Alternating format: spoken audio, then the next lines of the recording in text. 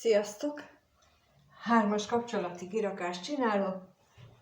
Az én szokásaimnak megfelelően van egy olyan kapcsolódás, ahol életvitelszerűen együtt élnek, van egy olyan, ahol energetikailag kapcsolódnak egymáshoz, de valójában nem élik életvitelszerűen együtt az életüket, és a kettő kapcsolatban van egy személy, aki mind a kettőben részt vesz, őt nevezem közös személynek, vagy középső személynek, és ő a társ, ő pedig a harmadik fél, vagy harmadik személy, úgyhogy én így olvasom, és az utóbbi időben már két részre bontom a videókat, egyrészt azért, hogy befogadható mennyiségű információt adjak át, tehát hogy ne legyen egyszerre túl sok. Másrészt pedig pont az, hogy időben, ha egyszerre csinálom meg, akkor időben az olyan hosszúra nyúlik, hogy mire a végére ér az ember, az elejét már rég elfelejtette. Úgyhogy ezért kettészedem, tehát most ez az első rész, és ebben a részben azt nézzük meg, hogy a két kapcsolatban milyen energia van jelenleg, miről szól az ő kapcsolatuk jelenleg, és egyébként pedig hogyan gondolkodnak egymásról, tehát mit gondolnak még a másikról, vagy már a másikról, attól függ, majd meglátjuk, hogy még vagy már.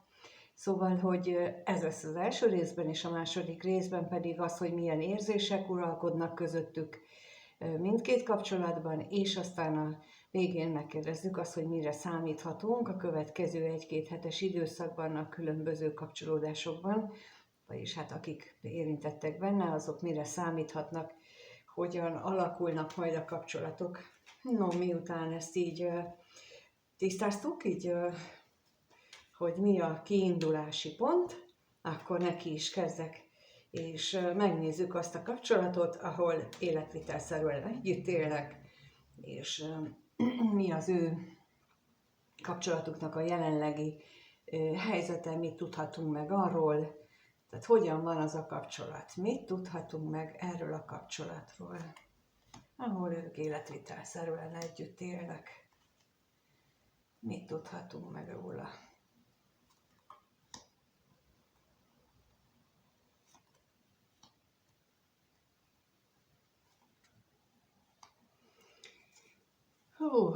Hát itt úgy látom, hogy minimális a kommunikáció közöttük, legfeljebb a kötelességszerű kommunikáció van esetleg, tehát ez inkább így érzem, hogy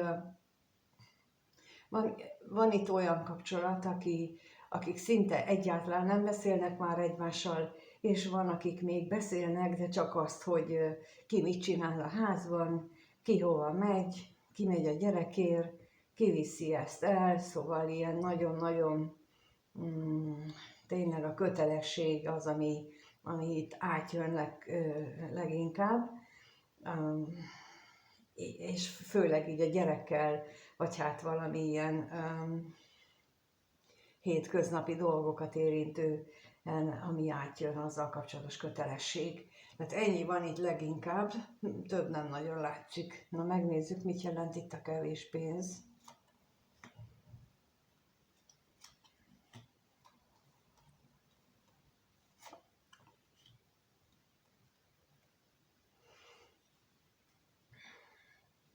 Ez a minimális kommunikáció abból is ered, hogy tulajdonképpen mondjuk a közös otthonnak a szeretetét leszámítva már teljesen eltávolodtak érzelmileg egymástól. Lehetséges, hogy mind a ketten valamiképpen szeretik azt az otthont, ahol ők laknak, valahogy ragaszkodnak hozzá, és ez is lehet itt a kötelességnek az alapja, hogy hogy az a kedves számukra. És bizony nagyon gyakran fordul ez elő, hogy például ilyen megfontolásból marad együtt két ember, és teszik szörnyűvé nem csak a saját életüket, hanem az egész környezetüket. És én arra biztatok mindenkit, hogy legyen kedves, ilyen módon nézzen körül magán, és az egész életén, hogy nem csak magunkért vagyunk felelősek, hanem különösen a gyerekeinkért, unokáinkért, hogy ők azt hisszük naívan, hogy ők nem éreznek meg belőle semmit, de hogy nem. De nagyon is átérzik, és amit most mi nem csinálunk meg, hogy ezeket így letisztázzuk magunkban, meg a másikban, azt bizony majd ő rájuk hagyjuk. És hát ezt hagyjuk akkor hagyományként az unokákra, ami hát lehet, hogy nem biztos, hogy a legjobb, de itt kifejezetten azt érzem, hogy egyéb érzelmi kötődés már nem nagyon van köztük, csak a közös otthonnak a szeretete az van. És vannak olyan típusú emberek, és ha asztrológiában akarom nézni, akkor leginkább a fix jegyek, akik hát nagyon-nagyon tudnak ragaszkodni egy otthonhoz, egy meglévő dologhoz. Tehát, hogy inkább azt mondják, hogy inkább az életemet adom oda, de ezt nem. És bizony, nekik valószínűleg azért van így, azért születtek ilyen tulajdonságokkal, hogy meg kell tanulni a rugalmasságot. Meg kell tanulni azt, hogy egy picit engedni rajta. Hogy például ebben az esetben nekik az lenne a megtanulandó lecke, hogy az otthon nem attól az épülettől lesz otthon, hanem amit én ott oda beviszek magamból. És ha én átköltözök egy másik otthonba, és abba az otthonba én beviszem magamból ugyanazt a szeretet energiát, ami bennem van, akkor abból is lesz egy otthon. És itt ez lenne a lényeg, hogy a szeretet energia attól lesz egy otthon. És őnekik ez a lényeg.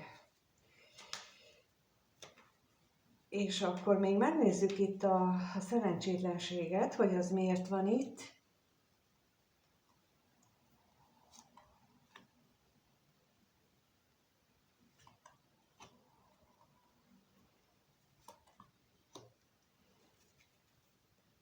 Félnek kell engedni a múltat.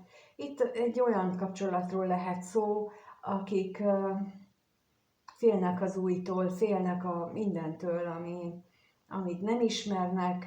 Ugye itt nem csak a gyereket jelentheti, hanem jelentheti az újdonságot, az új korszakot, az új időszakot az életünkbe, és ők az jön ki, hogy nagyon-nagyon félnek az újtól, sajnálják az elvesztegetett időt, és tulajdonképpen amikor egy gyászfolyamatot élünk meg, nem csak a eltávozott emberek, tehát az emberiségről, emberi létezésből eltávozott emberek esetében, hanem egy kapcsolatgyászolásakor is, akkor természetesen végig kell élnünk azt, hogy elgyászoljuk, és bevalljuk, hogy nekem nagyon hiányzik ebből a kapcsolatból ez, meg ez, viszont nem lehet azt időtlen időkig csinálni.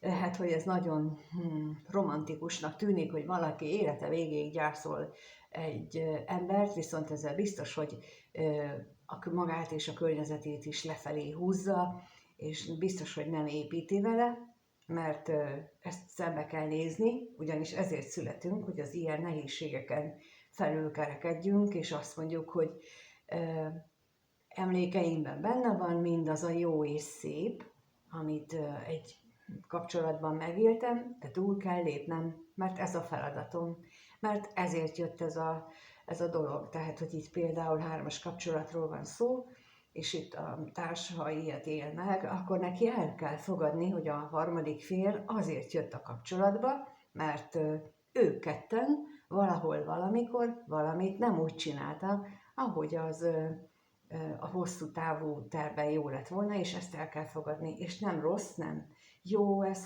hogy ők nem jól csinálták, vagy nem úgy csinálták, hogy ez életük végéig kitartott volna. Egyszerűen ez volt számukra előirányozva. És ezt meg kell tanulnunk, így élnünk az életünket, ugyanis akkor innentől kezdve egészen másképp tudjuk lerakni ezt a terhet, amit itt látunk. Tehát amit ők cipelnek, és bizony, akik jönnek hozzám, nagyon gyakran látom, hogy ebbe a mi lett volna, ha időszakba ragadnak bele. Ez teljesen értelmetlen, ettől csak saját szenvedését nyújtja meg az ember, viszont minél előbb túl kellene ezen lépni, mert ez nem jó senkinek, mint ahogy az előbb itt mondtam, tehát ha van gyerek, vagy van család, akkor ő rájuk ugyanúgy átmegy ez a nem létező, vagy ez a hiányállapot energiája, meg ez az eltávolodás energiája, és ők ezt élik meg. Ezt az eltávolodás energiáját fogják megtapasztalni, és ráadásul még, hogyha azok kisebb gyerekek, de ha nem kisebbek, felnőttebbek is, azt fogják érzékelni, hogy ők is el vannak távolítva a kapcsolatból. Tehát, hogy így akik ilyen 20-30-as évek korúak jönnek hozzám, ők bizony a szüleiknek az élete kapcsán ilyeneket élnek meg, hogy egymással van nekik bajuk, de a gyerek meg azt hiszi, hogy ő is ki van általa rekesztve. És ez nagyon-nagyon nem biztos, hogy ez a célja egyikőjüknek sem.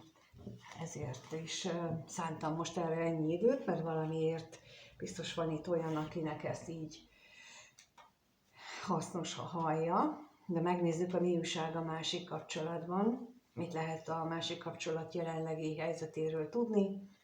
Azt nézzük meg, hogy mit lehet arról a jelenlegi helyzetről tudni. Mi van ott.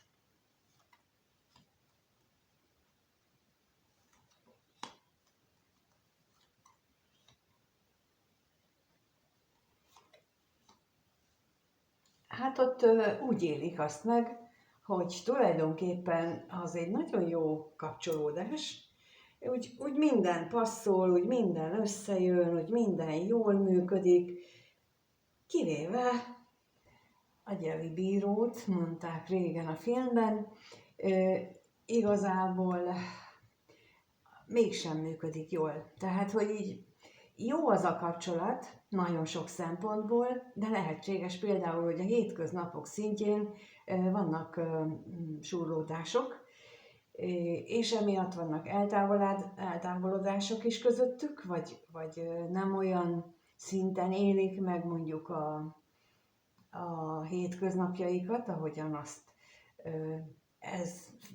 ebből kiindulva feltételezhetnénk, és ez el is gondolkodtatja őket is. Nem biztos, hogy így rájönnek arra, hogy ez van valójában mögötte, amit ők nem akarnak elismerni, hogy a hétköznapi életben hát nem olyan rózsaszín az egész, mint ahogy ő egyébként így látják. Na megnézzük azért, hogy mit jelent itt ez a bosszúság. Mit jelent itt a bosszúság?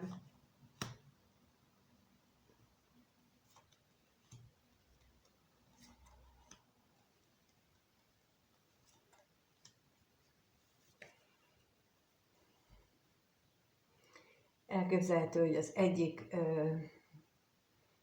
fél, valamelyikük, vagy a közöső személy, vagy a harmadik személy, az több találkozást szeretne, sokkal inkább szeretné itt az elmélyülést a kapcsolatban, és a másik meg nem. Na de megnézzük még a katonatisztat is, hogy itt most esetleg a munka miatt van a távolság, vagy valami más miatt.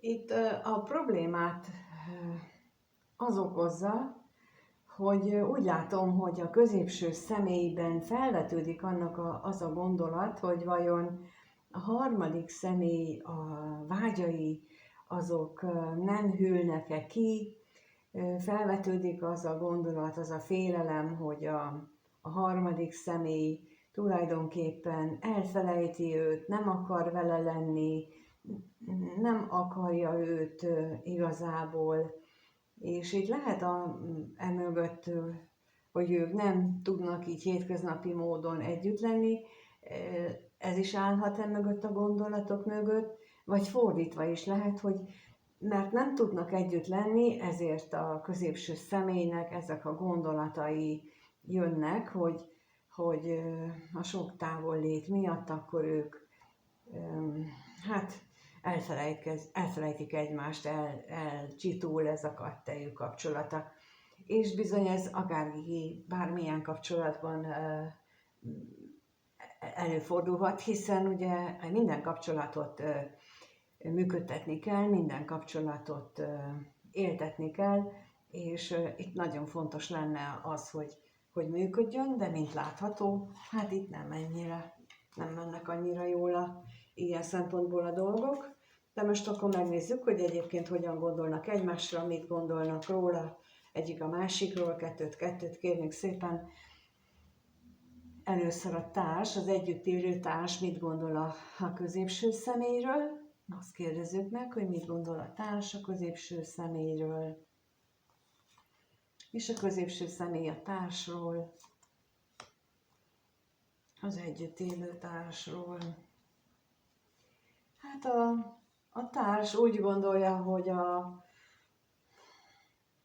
középső személynek valahogy újra és újra van életkedve, vagy újra és újra meg tud újulni, de miben tud megújulni? Na nézzük itt a tolvajt.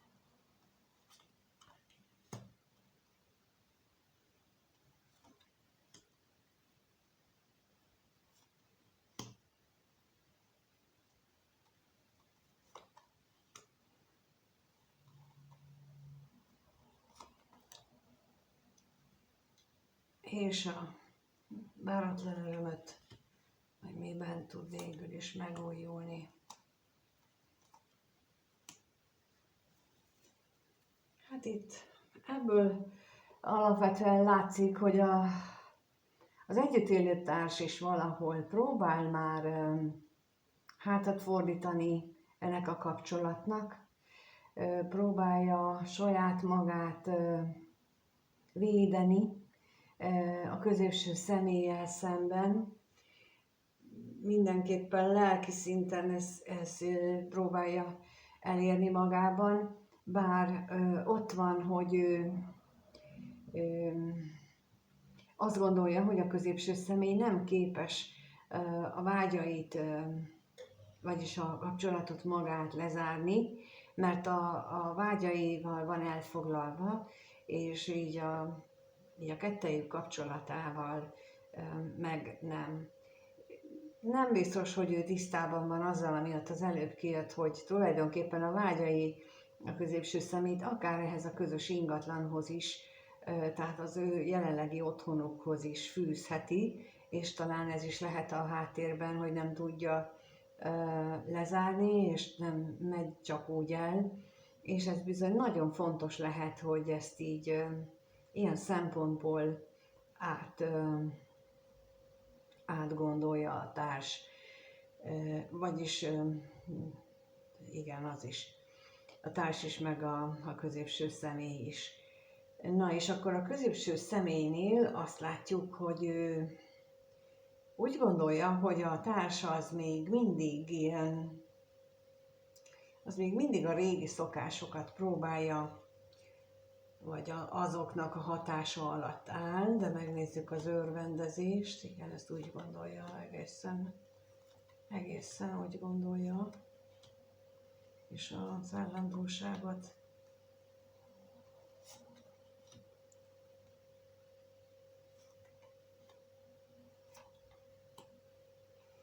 És ráadásul a középső személy tudja, hogy a társában még vannak érzések, legalábbis így gondolja, és ő azt is gondolja, hogy ezért van az, hogy ők még mindig itt együtt vannak, mert hogy a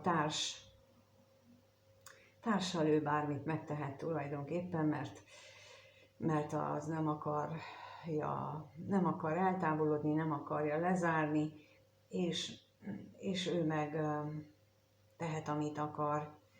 Ez most itt nem annyira kellemes energia, már úgy értve kellemes, hogy itt azért kicsit ez a manipulatív energia is itt van, tehát hogy én biztos vagyok benne, hogy akármit megtehetek vele, ő akkor is velem marad. Szóval, hogy ez a kicsit lenéző energia is itt van, ami mondom nem kellemes, főleg a társ szempontjából biztosan nem. Megnézzük a másik kapcsolatban, hogyan gondolkodnak egymásról.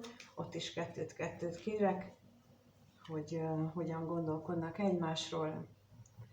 Hogyan gondolkodnak egymásról. Először a középső személy mit gondol a harmadik személyről, és a harmadik személy a középsőről.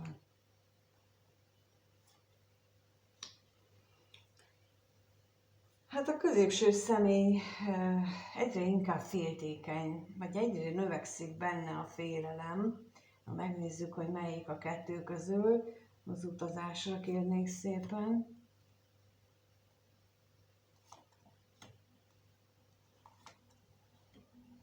És a féltékenységre is.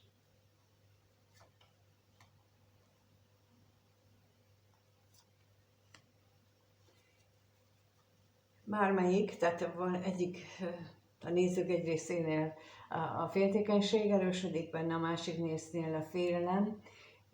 Mindenképpen az van a háttérben, hogy a múltnak a megújítása az nehezen megy, legalábbis lehet, hogy közben történtek olyan dolgok, hogy a kettejük kapcsolatát kicsit föl kellene frissíteni, vagy kicsit át kellene alakítani, de azt a középső személy úgy érzi, hogy ez nem igazán megy, és lehet, hogy pont ezért van benne féltékenység is, és ezért van a félelem is benne, mert az a kapcsolat megújítás, amire most szerinte szükség volna, az igazán nem működik most a harmadik személlyel. De a harmadik személy meg azt gondolja a középső szeméről, hogy őt teljesen leköti a családja, a jelenlegi kapcsolata, és azzal ő nagyon jól el van. Na most nézzük itt a házat.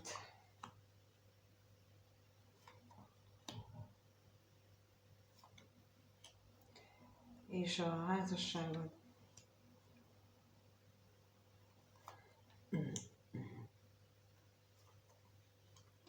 Bizony egyeseknél azt is jelentheti, hogy úgy gondolja a harmadik személy, hogy például a középső személy, ha elhagyja a családi házat, akkor ő azzal veszít.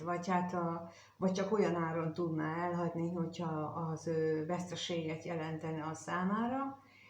És a kapcsolatát is, tehát a meglévő párkapcsolatát, azt is, tehát nagyon nagy veszekedések és érzelmi sérülések árán tudná csak hátrahagyni, amire egyelőre nem képes a középső személy, és ezt a harmadik fél, ezt jól látja és jól érzékeli valamilyen szinten, de mint ahogy az előbb mondtam, hogy itt a középső személy